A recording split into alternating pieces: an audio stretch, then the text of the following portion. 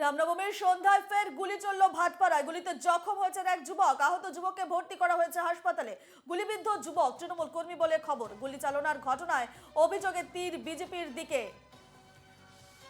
ভাটপাড়ায় রামনবমীর সন্ধ্যায় ফের গুলি চলল ভাটপাড়ায়। গুলিতে জখম হয়েছে এক যুবক। আহত যুবককে ভর্তি করা হয়েছে হাসপাতালে। গুলিবিদ্ধ যুবক তৃণমূল কর্মী বলে জানা যাচ্ছে। গুলি চালানোর ঘটনায় অভিযোগের তীর বিজেপির দিকে। রামনবমীর সন্ধ্যায় ফের গুলি চলল ভাটপাড়ায়। গুলিতে জখম হয়েছে এক যুবক। আহত যুবককে ভর্তি করা হয়েছে হাসপাতালে। গুলিবিদ্ধ যুবক তৃণমূল কর্মী বলে জানা যাচ্ছে। তবে যে খবর আসছে বা যে অভিযোগ উঠছে যে গুলি চালনার ঘটনায় অভিযোগের তীর বিজেপির দিকে।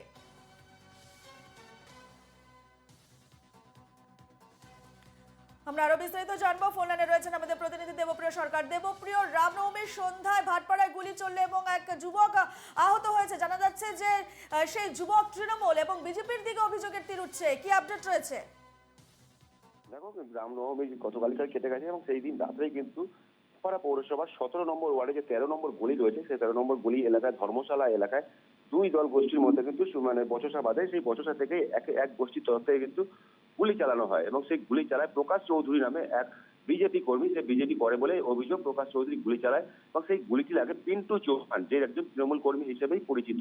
তার কিন্তু গলা ছুঁয়ে বেরিয়ে যায়, পুরোপুরি গলায় লাগেনি। সে জখম অবস্থায় এই মুহূর্তে ব্যারাকপুর বিএন বসু হাসপাতালে গতকাল রাতেই পাঠানো হয়েছিল এবং তারপরে তাকে কলকাতার একটি বেসরকারি নার্সিংহোমে পাঠানো হয়েছে। এবং এই গুলি চালানোর ঘটনা নিয়ে ইতিমধ্যেই কিন্তু রাজনৈতিক চাপানোতে শুরু হয়ে গিয়েছে। যেহেতু প্রকাশ চৌধুরী একজন বিজেপি কর্মী হিসেবে পরিচিত এবং অন্যদিকে পিন্টু চৌহান যে গুলিবিদ্ধ হয়েছে সে কিন্তু তৃণমূল কর্মী হিসেবে পরিচিত, সে কারণে কিন্তু বিজেপি এবং তৃণমূলের মধ্যে রাজনৈতিক চাপানোতা শুরু হয়ে গিয়েছে। এবং তার পাশাপাশি কিন্তু এলাকায় যে আইন শৃঙ্খলা পরিস্থিতি, সেই আইন শৃঙ্খলা পরিস্থিতি নিয়েও কিন্তু প্রশ্ন তোলা হয়েছে বিজেপির তরফ থেকে। এই বিষয়ে কিন্তু ব্যারাকপুর লোকসভা কেন্দ্রে যিনি বিজেপি প্রার্থী রয়েছেন অর্জুন সিং, তিনি কিন্তু সরাসরি ওই পিন্টু চৌহান যে গুলিবিদ্ধ তৃণমূল কর্মী বলা হয়েছে, সে কিন্তু এই এলাকায় দুষ্কৃতী হিসেবে পরিচিত এবং তার নামে একাধিক কিন্তু দুষ্কৃতী কার্যকলাপের অভিযোগ তোলা হয়েছে। অন্যদিকে প্রকাশ চৌধুরী, সে কিন্তু এলাকায় যেহেতু বিজেপি কর্মী, সেক্ষেত্রে তৃণমূলের তরফ থেকে বলা হয়েছে যে সেও কিন্তু এলাকায় দুষ্কৃতী কার্যকলাপ।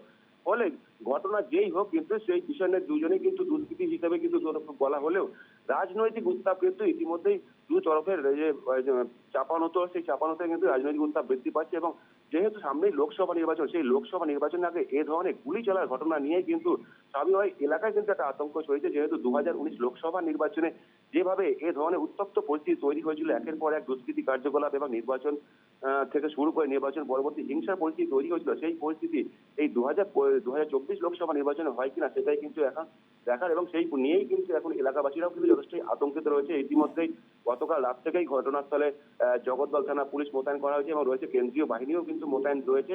সেক্ষেত্রে এলাকায় কিন্তু একটা চাপা উত্তেজনাও রয়েছে। ধন্যবাদ দেবপ্রিয়।